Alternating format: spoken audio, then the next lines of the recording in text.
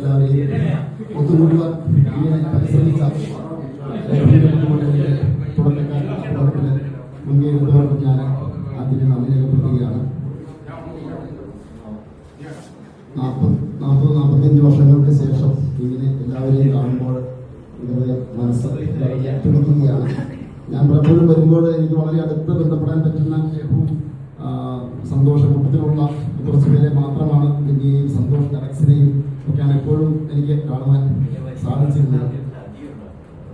ഞാൻ ആദ്യമേ എന്നെ കുറിച്ചൊന്ന് ആർക്കും പ്രത്യേകിച്ച് കൂടുതൽ അറിയില്ലാത്തവർ ആരെങ്കിലും ഉണ്ടെങ്കിൽ ഞാൻ തുടങ്ങിനാട്ടിലെ നമ്മുടെ പഠനത്തിന് ശേഷം അവിടെ നിന്ന് നിവാൻ കോളേജിലേക്ക് വരുന്നു. നിവാൻ കോളേജിൽ നിന്ന് വീണ്ടും മേലുകാവ് കോളേജിൽ നിന്ന് വീണ്ടും പാലാ സെന്റ് തോമസ് കോളേജ്, അവിടെ നിന്നും വീണ്ടും മറയൂരിലെ മുതുവാക്കുടിയിലേക്ക് വനത്തിൽ 2 വർഷം ആദിവാസികളുടെ വിദ്വാൻമാരുടെ കൂട്ടത്തിൽ, അവിടെ നിന്നും വീണ്ടും ഒരു നിമിത്തമായിട്ട് ഞാനൊരു സംഘടന യൂണിഫിക്കേഷൻ മൂവ്മെന്റ് എന്നൊരു പ്രസ്ഥാനത്തെ പരിചയപ്പെടുന്നു.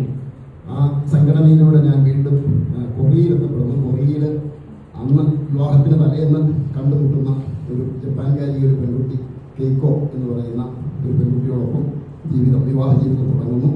അത് തുടങ്ങുന്നത് ഒരു 3 വർഷക്കാലത്തെ ഇടവേളയ്ക്ക് ശേഷം. കാരണം ആ സംഘടനയുടെ ആചാരപ്രകാരം വിവാഹമൊന്നും നടന്നാലും ഞങ്ങൾ വീണ്ടും 3 വർഷത്തിന് ശേഷമാണ് ഞങ്ങളുടെ ശരിയായ കുടുംബ ജീവിതത്തിലേക്ക്. അതിന് ചരിത്രമൊക്കെ പറഞ്ഞാൽ ഒരുപാടുണ്ട്. ഇവിടെ ബൈബിൾ അറിയാവുന്നവർക്കറിയാം. ആദിമ മാതാപിതാക്കൾ ദൈവകൽപ്പന ലംഘിച്ച് പഴം കഴിച്ചതിൻ്റെ പേരിൽ ഞങ്ങൾ പഴം കഴിക്കാനുള്ള അനുവാദം ഞങ്ങൾക്ക് കിട്ടിയിട്ടും 3 വർഷം കൂടെ പഴം കഴിക്കേണ്ട എന്ന് വെച്ച് ഞങ്ങൾ 3 വർഷം കൂടെ നീട്ടി വെച്ചു. അതായത് കാത്തലിക് സഭയിലൊക്കെ സിലബസ് അറിയാമല്ലോ, കന്യാസ്ത്രീമാരെ അച്ഛന്മാരെ ഒരു പൂർണ്ണമായിട്ട് പഴം കഴിപ്പ് ഒഴിവാക്കുന്നു. അതുപോലെ സന്യാസത്തിലെ എല്ലാ മതവിഭാഗങ്ങളിലും. എന്നാൽ ഞങ്ങൾ അങ്ങനെ ഒരു 3 വർഷത്തെ ഒരു സിലബസിന് ശേഷം വീണ്ടും കുടുംബജീവിതത്തിലേക്ക് പ്രവേശിച്ചു. അങ്ങനെ ഇപ്പോൾ 3 കുട്ടികൾ, 3ന്റെ പ്രാധാന്യം വളരെ വ്യത്യസ്തമായിട്ടുണ്ട്. അങ്ങനെ 3 കുട്ടികളെ കൊണ്ട് 3 ആൺകുട്ടികളാണ്. അവരോടൊപ്പം ഇപ്പോൾ ജപ്പാനിൽ നമ്മുടെ മോദിജിയൊക്കെ തുടങ്ങി ആദ്യം ഒരുപാട് ചായ എഴുതി തുടങ്ങി. ഇങ്ങനെ ഒരു 2 കട, ഇപ്പം 2 റെസ്റ്റോറൻ്റ് ഉണ്ട്. അതുമായിട്ട് അങ്ങനെ ജീവിതം തുടരുകയാണ്. പക്ഷെ എന്നാലും ഞാൻ ജപ്പാനെ പറ്റി നിങ്ങൾക്കെല്ലാം അറിയാം. ലോകത്തിലെ ഏറ്റവും വലിയ ടെക്നോളജിയും മറ്റു പല കാര്യങ്ങളിലും ഏറ്റവും വലിയ സമ്പന്ന രാജ്യമെന്നും ഏറ്റവും ക്ലീൻ സിറ്റി എന്നൊരു കാര്യം അത് വളരെ എനിക്ക് മനോഹരമായിട്ട് തോന്നുന്നു. പക്ഷെ മറ്റു പല കാര്യങ്ങളിലും നിങ്ങളിവിടെ കാണുന്ന ജപ്പാനല്ല നമ്മളവിടെ ജീവിച്ചു കഴിയുമ്പോൾ. ഞങ്ങളവിടെ ഇപ്പോൾ ജീവിതത്തിൻ്റെ 30 വർഷക്കാലം പിന്നിട്ട് കഴിയുന്നു. 30 വർഷം ജീവിച്ചപ്പോഴും എനിക്ക് അവിടെ ജീവിക്കാനുള്ള ഊർജ്ജം പലങ്ങളെ പോലെയുള്ള സ്നേഹസമ്പന്നരായ പഴയ കാല ചങ്ങാതിമാരും അതുപോലെ തന്നെ ഞാൻ മറയൂരിൽ ആദിവാസികളുടെ ഇവിടെ കൂടത്തിൽ ജീവിച്ചപ്പോൾ ഒരു നേരത്തെ ഭക്ഷണം മാത്രം കഴിച്ച് പലപ്പോഴും കൊലങ്ങാട്ടി എന്ന് പറയുന്ന കൂട്ടുകൾ ഉണ്ടാക്കി കഴിച്ച് ആ ജീവിച്ച കാലത്തെ ഓർമ്മകളും അതൊക്കെയായിരുന്നു എന്നെ മുന്നോട്ട് നയിച്ചിട്ടുണ്ട്. കാരണം ഈ കേരളം പോലെയുള്ള നമ്മുടെ ദൈവത്തിൻ്റെ സ്വന്തം നാട് എന്ന് നമ്മളെല്ലാം പറയുന്ന ആ നാട്ടിൽ നിന്നും കിട്ടിയ എൻ്റെ മണ്ണിൽ നിന്നും ചക്കരപ്പള്ളി കുടയത്തൂർ ഇവിടെ നിന്നൊക്കെ കിട്ടിയ ആ ഒരു ഊർജ്ജം, ആ ഓർമ്മകൾ അത് പലപ്പോഴും ഞാൻ കൈവർക്കിക്കൊണ്ടിരുന്നു.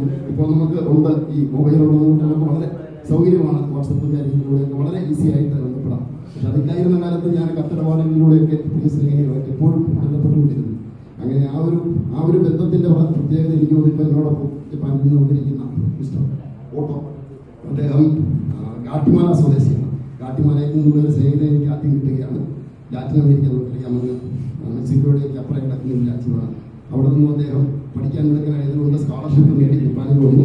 അവിടെ നിന്ന് പഠിച്ച് ഇപ്പോൾ ഇലക്ട്രോണിക്സിൽ ബിരുദാനന്തര ബിരുദം നേടിയ ഒരു നല്ലൊരു കമ്പനിയിൽ ജോലി ചെയ്യുകയാണ്.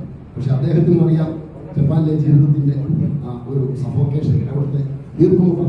ആ വീർപ്പുമുട്ടൽ ഉണ്ട് എന്നറിഞ്ഞതുകൊണ്ടാണ് ഞാൻ ഇപ്രാവശ്യം കേരളത്തിലേക്ക് വരുന്നു എന്ന് പറഞ്ഞപ്പോൾ ഓട്ടോയോട് വരുന്നുണ്ടോ എന്ന് ചോദിച്ചു. അദ്ദേഹം ഉടൻ വളരെ സന്തോഷവാനായിട്ട് ഞാൻ വരുന്നു. കാരണം അതിൽ നിന്ന് രക്ഷ നേട്ട് ഇവിടെ വന്ന ഈ സ്വാതന്ത്ര്യത്തിൻ്റെ ശ്വാസം, നമ്മുടെ ഭാരതത്തിൻ്റെ ആ ഒരു ശ്വാസം, അത് അദ്ദേഹത്തെ സംബന്ധിച്ചിടത്തോളം വളരെ പ്രധാനമാണ്. അദ്ദേഹം മുമ്പ് നേരത്തെയും ഇന്ത്യയിൽ വന്നിട്ടുണ്ട്. അപ്പോൾ അദ്ദേഹം എൻ്റെ കൂടത്തിൽ വന്നു. ഈ കഴിഞ്ഞ ദിവസം വരെ ഒരു കരാട്ടയുടെ ഒരു വേൾഡ് മാസ്റ്റർ കൂട്ടത്തിലുണ്ടായിരുന്നു. അദ്ദേഹത്തെ അദ്ദേഹത്തിന് ജാപ്പനീസ് ഭാഷ മാത്രമേ അറിയത്തുള്ളൂ.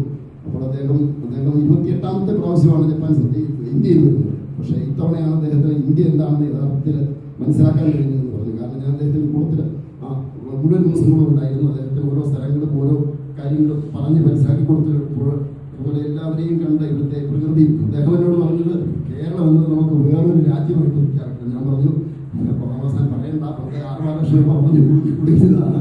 സംഗതിയൊക്കെ ശരിയാണ്. കേരളം എന്ന് പറയുന്നത് മറ്റ് സംസ്ഥാനങ്ങളിൽ നിന്ന് വളരെ വിഭിന്നമാണ്. ഇവിടുത്തെ പ്രകൃതിയെ, ഇവിടുത്തെ മനുഷ്യർ ഭയങ്കര മനോഹരം അദ്ദേഹം ഭയങ്കരമായിട്ട് പോകുന്നത്.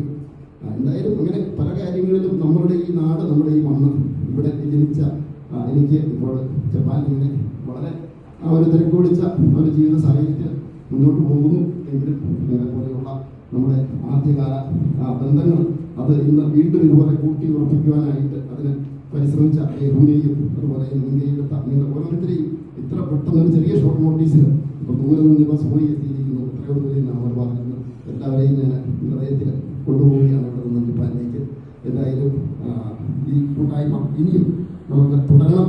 ഈ വരുന്ന സമയങ്ങളിൽ നമ്മുടെ കാലം ഏതാണ്ട്, പക്ഷേ ഇതൊന്നും നമ്മുടെ സ്നേഹിതർ വിട്ടുപോയ 10-12-14 പേരെ പറ്റി പറഞ്ഞപ്പോഴാണ് ഞങ്ങൾക്ക് പലരും, പക്ഷെ അവരാരും നമ്മളിൽ നിന്ന് വിട്ടുപോയിട്ടില്ല. അവരെല്ലാം നമ്മുടെ സമീപം, നമ്മുടെ ഹൃദയത്തിലുണ്ട്. അവരെ വിട്ടുപോയി എന്നുള്ള ചിന്ത കൂടാതെ ഇതുപോലെ നമ്മളെല്ലാം ഇനി വിട്ടുപോകേണ്ടവരാണ്, പക്ഷേ അവരെല്ലാം നമ്മുടെ കൂടെ എപ്പോഴും ഉണ്ടാവും. ആ ഒരു ചിന്തയിൽ നമുക്ക് ഈ കൂട്ടായ്മ മുന്നോട്ട് ഇനിയും കൊണ്ടുപോകണം. എല്ലാവർക്കും